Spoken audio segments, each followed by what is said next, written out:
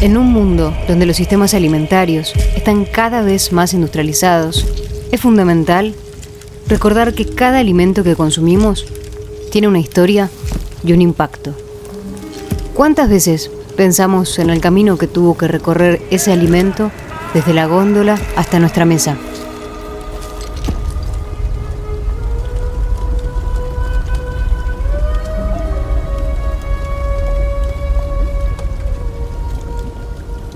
Si preguntan quién soy, qué llevo, a dónde voy, de Tierra Santa.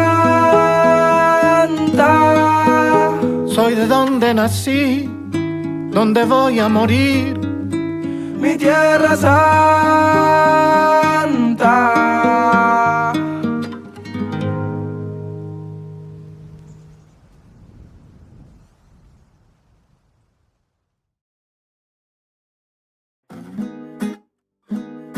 Comer, morfar, picar, papear, manducar, de gula o para engañar el estómago. Comer y alimentarse no son lo mismo. Si la alimentación forma parte del gran entramado que configura nuestra salud, ¿le estamos dando el valor que le corresponde?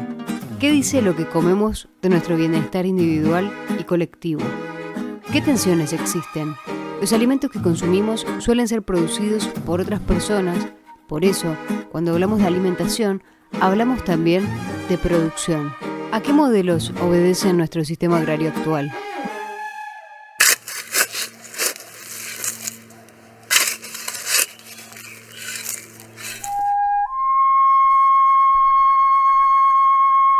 ¿Quién, sino una propia comunidad, puede cuidarse a sí misma? Acá nosotros trabajamos en comunidad, trabajamos con nuestra familia, trabajamos con nuestros amigos. Participan también los comensales que adquieren los productos que se producen aquí. ¿Cómo hacemos para definir lo que como sociedades, como pueblos queremos, deseamos o nos parece importante consumir como alimento y como alimentación de acuerdo a nuestra cultura, a nuestras conformaciones y configuraciones políticas, sociales, históricas? Que en el momento que vos te sientes a tu mesa, puedas elegir el alimento que vas a consumir.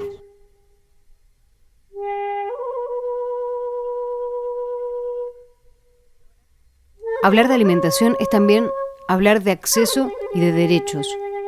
¿Quién puede decidir lo que come y quién no? Pensar en nuevos paradigmas es también intentar buscar maneras de recomponer un mundo roto. ¿Es la soberanía alimentaria viable o utópica? ¿Qué implica? ¿Qué podemos hacer para acercarnos a ella? La Declaración Universal de Derechos Humanos de 1948 establece en su artículo número 25, inciso 1, toda persona tiene derecho a un nivel de vida adecuado que le asegure, así como a su familia, la salud, el bienestar y en especial la alimentación. En los tiempos que corren, no todos tenemos la posibilidad de comer o comer bien. ¿Qué información tenemos sobre lo que comemos? ¿Quién o qué determina los precios de los alimentos? ¿Con lo que se produce, comemos todos? ¿Qué alternativas hay al paradigma actual?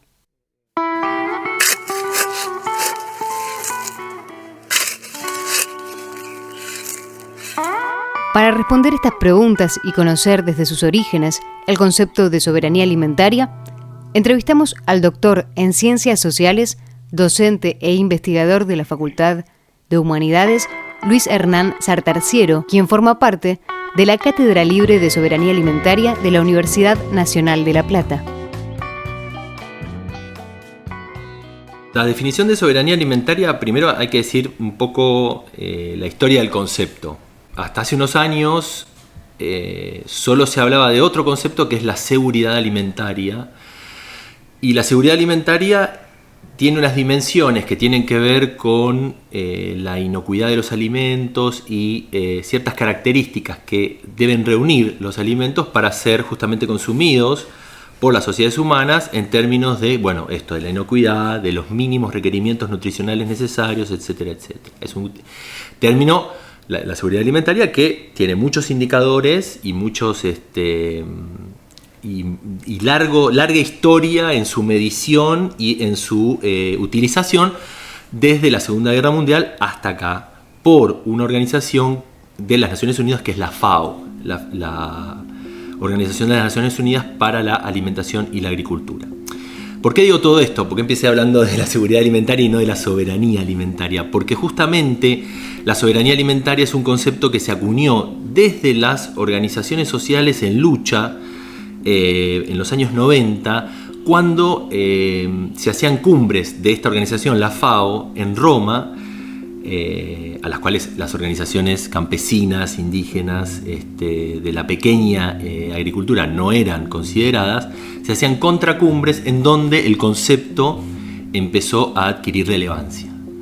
Y se lo planteó como soberanía alimentaria justamente porque, a diferencia de la seguridad alimentaria, implica un plus que tiene que ver con una concepción de la alimentación en términos de un derecho humano fundamental, una práctica política y social y cultural, el hecho de alimentarnos, y también de producir los alimentos. O sea, la soberanía, seguramente ustedes estén más familiarizados con el concepto de soberanía en términos territoriales, ¿no? Como por ejemplo cuando hablamos del conflicto del Atlántico Sur y las Malvinas, ahí aparece el concepto de soberanía, ¿no? De soberanía territorial, de cómo las naciones, los pueblos definen, por ejemplo, justamente su territorio.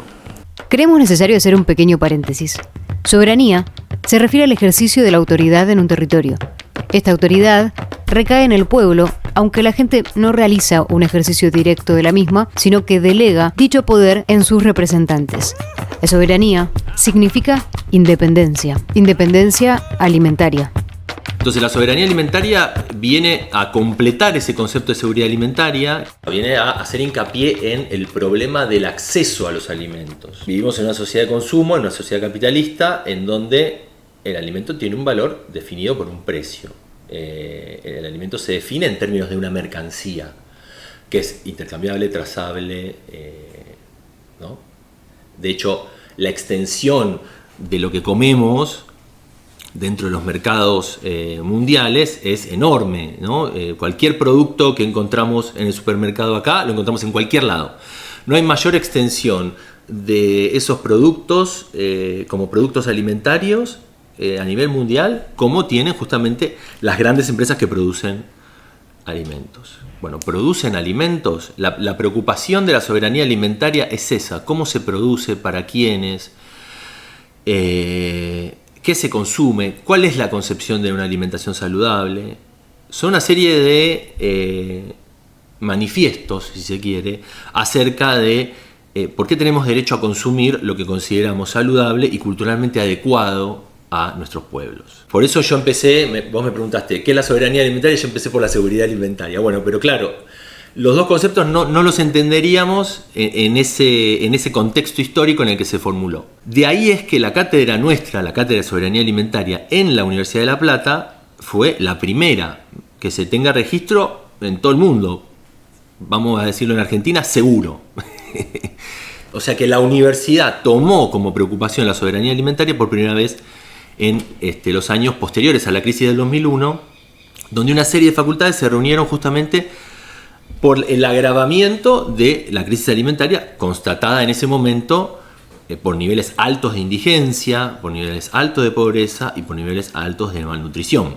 Y esto es importante porque refiere mucho a la historia nuestra, cómo nos conformamos como un colectivo universitario en contacto con distintas organizaciones políticas y sociales que estaban en el tema de la defensa de otro tipo de agricultura, otro tipo de producción frente a la producción convencional.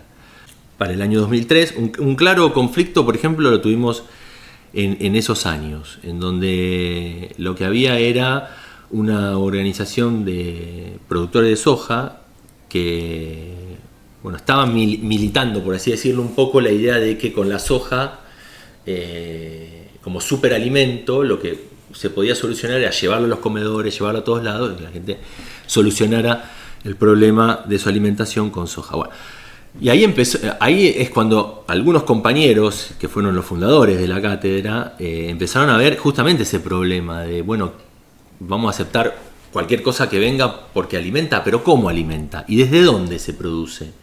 ¿Con qué intereses? Bueno, eso hace que pensemos en esa idea de que somos soberanos también a la hora de alimentarnos.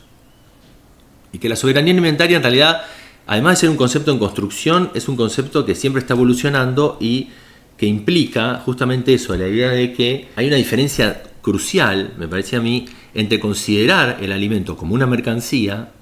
Entonces, efectivamente, si alimenta o no alimenta, si es una mercancía, mucho no interesa. Lo que interesa es si vende.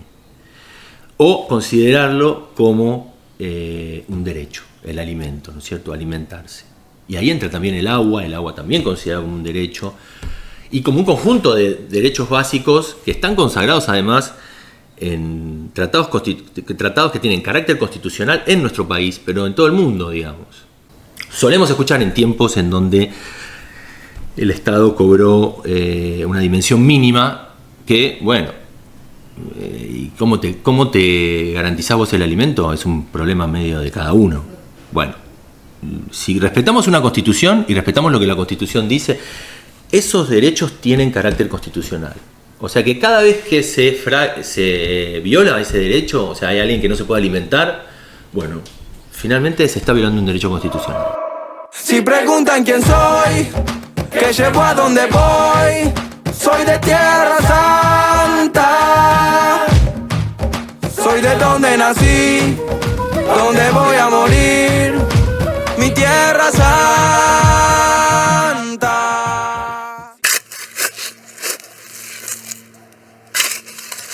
Para comprender el fenómeno toxicológico con respecto a la inocuidad de los alimentos, entrevistamos a Guido Mastrantonio, doctor en Ciencias Exactas, máster universitario en Toxicología, bioquímico, y aunque no forma parte de la Cátedra Abierta de Soberanía Alimentaria, nos invita a analizar nuestros consumos. La soberanía alimentaria sería el conjunto de herramientas que permiten a una comunidad, a un pueblo, decidir de manera autónoma acerca de sus condiciones de seguridad alimentaria, es decir, de su capacidad para decidir qué comer, cuánto comer, en qué calidad comer y, por supuesto, de manera equitativa y justa para todos los miembros de esa comunidad. En particular, la toxicología directamente tiene que ver con una herramienta, una de las tantas herramientas para garantizar alimentos seguros, ¿no? Que sería una de las componentes de alimentos inocuos, digamos, que sería una de las componentes de la seguridad alimentaria, ¿no? Alimentos inocuos, alimentos de buena calidad. Habitualmente nosotros contamos con una cantidad de conocimiento científico acerca de la inocuidad química, digamos, lo que tiene que ver con la toxicología, que surge del estado del arte a nivel mundial, ¿no? Que eso después luego se traduce en guías internacionales o en normativas internacionales, en normativas de intercambio, de comercio, que en la medida que no se cuente con capacidades científicas, técnicas propias, se asumen de manera acrítica, ¿no? Entonces, la posibilidad de contar con capacidades propias de conocimiento toxicológico acerca de los alimentos permite asumir de manera crítica aquellas guías internacionales que sean pertinentes y generar las propias, que apunten a esto, digamos, a tener autonomía en cuanto a decidir cuándo un alimento está en buenas condiciones, cuándo el alimento es seguro, cuándo un alimento se puede consumir sin problemas y qué procesos productivos en el marco de esa propia comunidad tienen que ser vitalizados para poder garantizar esto a lo que apuntábamos recién, digamos, a garantizar la seguridad alimentaria de la población en la que estamos trabajando, sobre la cual somos responsables, digamos. Entonces digo, la toxicología es una de las tantas herramientas que se incorpora a esta discusión, a esta disputa en el fondo. La Plata, como región geográfica, aporta a la seguridad alimentaria de una comunidad que excede a la ciudad, en donde ahí ves justamente una serie de problemáticas que tienen que ver con estas discusiones que se dan alrededor de cuánto alimento se produce, qué tipo de alimento se produce, las pérdidas en la cadena productiva, la calidad y la manera en que se regulan o se propician o se o se habitan las normativas que son de orden internacional, pero también tienen que ver con un correlato aquí a nivel local. En La Plata, por ejemplo, en el Cinturón Ártico de La Plata, hay una discusión muy interesante acerca de la promoción de la producción agroecológica. Bueno, eso tiene que ver con la soberanía alimentaria, porque ese tipo de producción apunta a un tipo de alimento que, por ejemplo, presenta atributos de calidad muy distintos a lo que es la producción de alimentos bajo los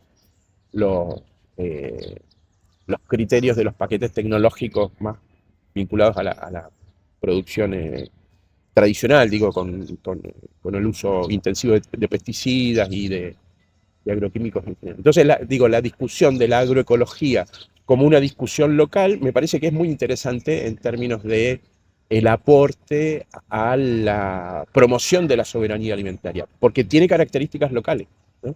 Nuestras comunidades de productores son mayoritariamente comunidades migrantes, por ejemplo. Ahí hay un aporte cultural enorme que tiene que ver con la manera en que se producen alimentos, y eso debiera estar articulado con la manera en que se consumen esos alimentos, digamos, cómo las comunidades del conurbano consumidora asumen esas capacidades locales que hay de enormes comunidades migrantes que producen alimentos bajo condiciones que tal vez no se observan, ¿no? Parecen como, digo, vemos el alimento en la verdulería, pero no tenemos conciencia de todos los fenómenos que ocurren antes de eso, ¿no? Cómo se decide qué se cultiva, por qué en la verdulería tenemos zapallitos en esta época y no otras verduras, ¿no? En La Plata se deposita, si no el más grande, uno de los más grandes polos científico-técnicos del país. Una universidad muy grande, la Universidad Nacional de La Plata, enorme en sus dimensiones de investigación, del orden de los cientos de institutos, centros, laboratorios de investigación. Ese conjunto funciona como una red, como un ecosistema de producción y de discusión crítica del conocimiento, y aunque no todos los temas tengan relación directa con la soberanía alimentaria, la presencia de una capacidad de producción de conocimiento científico en la región habla de una enorme herramienta que con más o menos dirección aportan en estas discusiones. Digamos, cada una y cada uno de nosotros hablamos desde la formación en este espacio. Digamos, no son grupos abstractos, ¿no?, que discuten sobre o desarrollan sobre temáticas abstractas. Funcionan como en una red que después da cuenta de cómo suceden las cosas en el medio social y productivo. Yo creo que hay un impacto incuantificable, digamos, porque tiene como muchas venas y arterias, ¿no?, de ida y vuelta de cosas que suceden. Seguramente la universidad o los laboratorios, centros, institutos, muchos de ellos no serían así si no existiera un gran cinturón verde. Y a la inversa, muchas de las cosas que suceden en el cinturón verde no sucederían de esa manera si no fuera porque existe un polo científico-técnico pegadito, digamos. El desafío me parece que tiene que ver con la integralidad de entender a la soberanía alimentaria o a la soberanía como un problema que es inherente a todos los demás.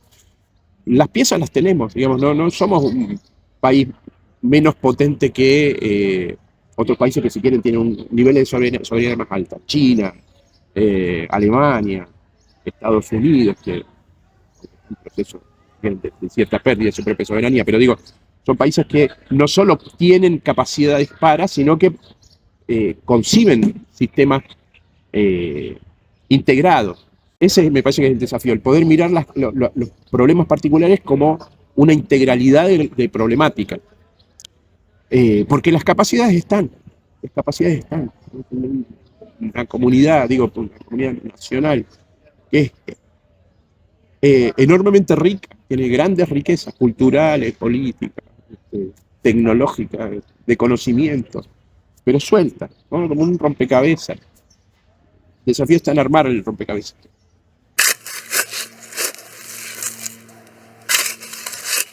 La utopía está en alguna parte del Parque Pereira Iraola, y para ello entrevistamos a Fernando Glensa, docente, comunicador social e integrante fundador de la primera cátedra de soberanía alimentaria creada en la Universidad Nacional de La Plata en el año 2003.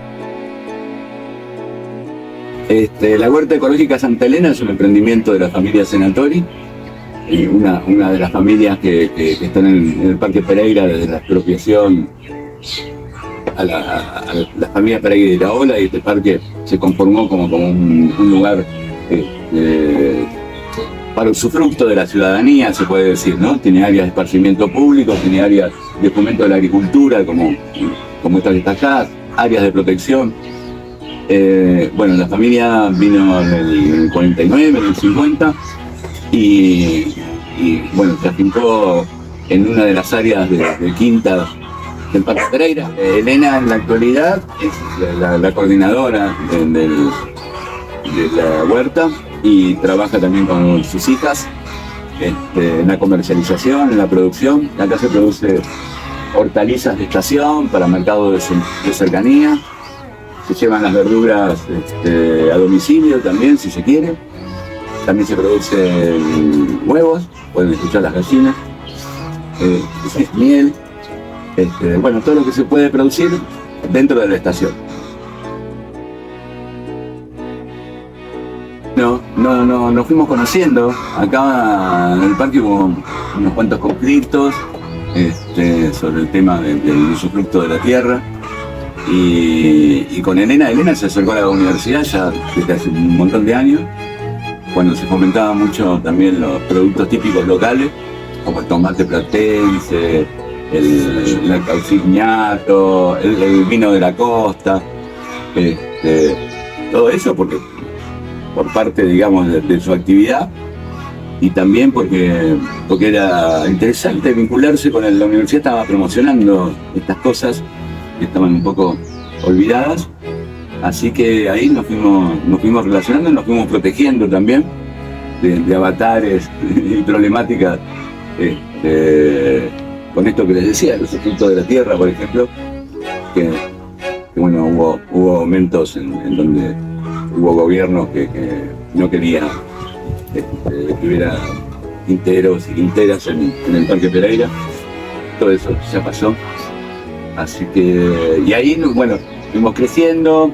Elena participa activamente de la Cátedra Libre de Soberanía Alimentaria, y después llevamos adelante un convenio de cooperación entre Elena y su familia y la Universidad de La Plata para desarrollar actividades a través de un centro comunitario de extensión universitaria. Que es una red de relaciones, no necesariamente es un espacio físico. Pero sí, tenemos base acá en la huerta Santa Elena. Y bueno, hacemos un listado de problemáticas todos los años con los vecinos de aquí, y después eso lo llevamos a la universidad. La universidad, a través de esas problemáticas, propone algunas líneas prioritarias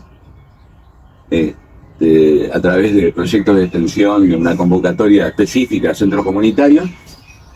Y ahí, bueno, los equipos de extensión tratan de ver si pueden contribuir en algo a través de proyectos. Bueno, agricultura sostenida por la comunidad tiene que ver con que los comensales se involucren también y tomen riesgos, como tienen riesgos los productores, las productoras. En este caso es sostenida por la comunidad porque los clientes, consumidores, comensales, se abonan, pagan un abono por adelantado de la verdura que van a obtener. Y eso lo pensamos porque muchas veces nos quedábamos con la producción y no sabíamos qué hacer con esa producción en épocas de verano, porque los clientes iban de vacaciones, y lo bien que hacen, pero nosotros no teníamos el canal de comercialización. Y como todo el mundo paga o el teléfono celular o la televisión por cable y cosas por el estilo, y tiene un abono, más allá que uno se vaya de vacaciones, el cable lo seguís pagando, nos planteamos por qué algo tan importante como la alimentación dejaba, digamos, a a las productoras y a los productores desprotegidos, ¿no? Porque, bueno, si van de vacaciones del verano y no sabes qué hacer con esa producción, y después cuando la gente regresa, demanda este tipo de alimentos, y entonces decidimos darle una vuelta de rosca y proponerle a nuestros clientes que pagaran un abono, que si se van de vacaciones no es que se pierde, porque es una buena oportunidad para ampliar, digamos, este tipo de producción y que conozcan nuestros productos, la calidad, el sabor. Entonces uno se va de vacaciones y entonces uno se comunica con Elena, por ejemplo, y te dice, mira, en vez de mandármelo a mi domicilio, llévalo a tal otro domicilio, que puede ser la madre, la abuela, un amigo. Entonces es una forma también de compartir y si uno se va de vacaciones, poder regalarle digamos, lo que recibe a otra persona.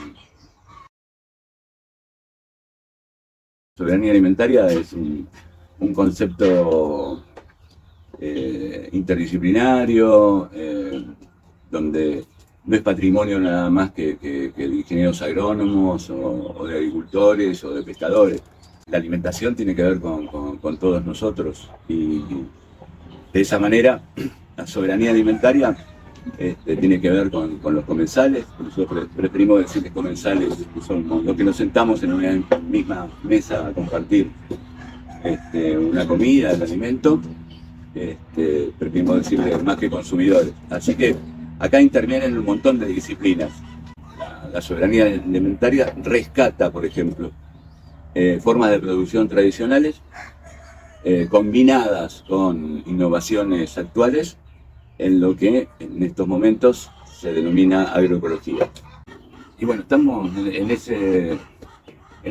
ese mundo hoy proponiendo este cambio, y tarde o temprano la agricultura, digamos, industrial, por así decir, va a desaparecer, porque tarde o temprano los combustibles fósiles se van a acabar, y la agroecología y este sistema de producción es lo que viene, es lo más nuevo en realidad, porque como se está produciendo ahora masivamente, está dentro de un paradigma pasado. Lo más novedoso, innovador, y lo que viene es esto. La agroecología, esta forma de producir. Cada año, en Argentina, se utilizan más de 300 millones de litros de agroquímicos que contaminan nuestro suelo, nuestra agua y nuestros alimentos. La agricultura química produce un sistema alimentario que está en crisis. El amor de las recetas familiares quedó empaquetado en las comidas prefabricadas, y muchos agricultores dependen de un puñado de multinacionales contaminantes. Necesitamos comida saludable, que respete a las distintas culturas, que fortalezca los ciclos de la naturaleza y las economías regionales. Necesitamos revalorizar el trabajo en el campo, generar más empleo asociado a nuestro ambiente y aprovechar la inmensa variedad de alimentos que se pueden producir en nuestra tierra. Cultivemos autonomía para que las generaciones futuras cosechen libertad. Bien, y la última, ¿qué le dirías a los jóvenes que quieren meterse en el mundo de la soberanía alimentaria y no saben cómo hacerlo? Y que vengan, hablen con nosotros. La cátedra está, mirá, tenemos seis facultades. Ciencias médicas, vamos a empezar de atrás para adelante. Ciencias médicas se incorporó hace poco. Ciencias naturales y museo. Ciencias exactas, humanidades, trabajo social y agronomía. En todas esas universidades tenemos coordinadores que son docentes que trabajan en esas facultades. Se pueden incorporar en proyectos de extensión, se pueden sumar a los cursos que damos. En muchas instancias se pueden sumar, y es interesante que sí, porque son efectivamente quienes van a llevar más adelante. Nosotros ya estamos, imagínate, empezamos en 2003 ya estamos así como, bueno, estamos esperando las nuevas camadas que seguramente van a venir, porque entendemos esto, ¿no? Que nuestro curso siempre se llamó Soberanía Alimentaria, Universidad y Movimientos Sociales, porque reconoce las tres cosas. La soberanía alimentaria es parte de los movimientos sociales porque desde ahí se originó, y porque nosotros estamos en la universidad. Y somos un actor colectivo político que responde a ese concepto, digamos. Entonces, desde todos lados podemos sumar.